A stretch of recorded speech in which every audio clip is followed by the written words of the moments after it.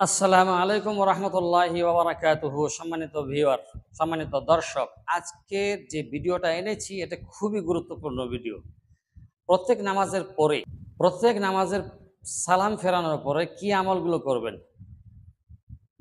তো আমরা আজকে বলবো রাসূল আকরাম সাল্লাল্লাহু আলাইহি ওয়াসাল্লাম প্রত্যেক নামাজের পর যখন সালাম ফেরাতেন তারপরে রাসূল আকরাম সাল্লাল্লাহু আলাইহি ওয়াসাল্লাম কি আমল করতেন। আমরা আজকের ভিডিওতে বলবো, যেটা মিশকাত শরীফের হাদিস। রাসূল আকরাম সাল্লাল্লাহু আলাইহি ওয়াসাল্লাম কি করতেন? প্রত্যেক নামাজের পরে সালাম ফেরানোর পর আল্লাহুম্মা আনতাস সালাম ওয়া মিনকাস সালাম তাবারাকতা ইয়া যাল জালালি ওয়াল ইকরাম, এটি পড়তেন এবং আস্তাগফিরুল্লাহ আস্তাগফিরুল্লাহ আস্তাগফিরুল্লাহ তিনবার পড়তেন।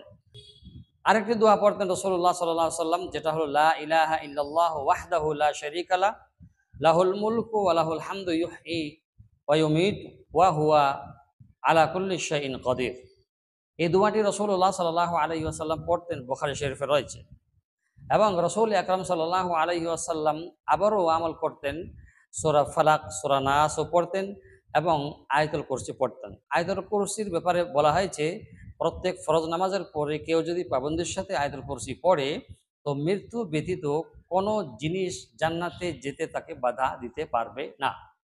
এবার আসুন, আমরা এই সব জিকির বা এইসব দোয়া তো পড়বই, তারপরেও আমরা কি পড়ব?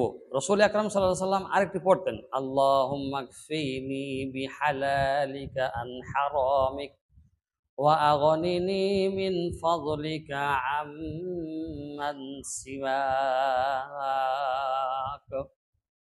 এটি পড়তেন ৩ বার এবং এর আগে আর পেছনে ১১ বার করে দরুদ পড়ব। আর মনে রাখবেন, আস্তাগফার কমসে কম ৩ বার পড়বেন প্রতি নামাজের পরে।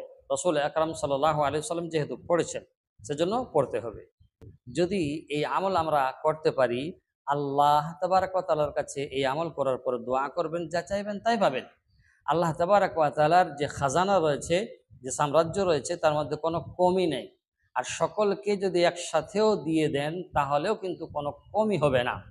এমনও কমই হবে না, যেমন একটি বড় সমুদ্রে কেউ যদি একটা ছুঁচ ডুবিয়ে ওঠায়, ওই ছুঁচের নোকে ডগাতে যে পানিটা আসবে, সেরকমও কমই আল্লাহর খাজানাতে হবে না। আর না হয়েছে, আর না কখনো হবে। তো সেই জন্য আমরা যদি প্রতি নামাজের পরে এই আমলগুলো করি, ইনশাআল্লাহ তাবারক ওয়া তাআলা আমাদেরকে দিতে মজবুর হবে। আজ আমরা নিতে পারি না, নেওয়ার যে রাস্তা রয়েছে সে রাস্তা আজ আমরা ছেড়েছি, যার কারণে অন্য রাস্তা ধরেছি।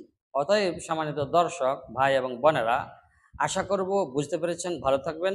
ওয়াসসালামু আলাইকুম ওয়া রাহমাতুল্লাহি ওয়া বারাকাতুহু।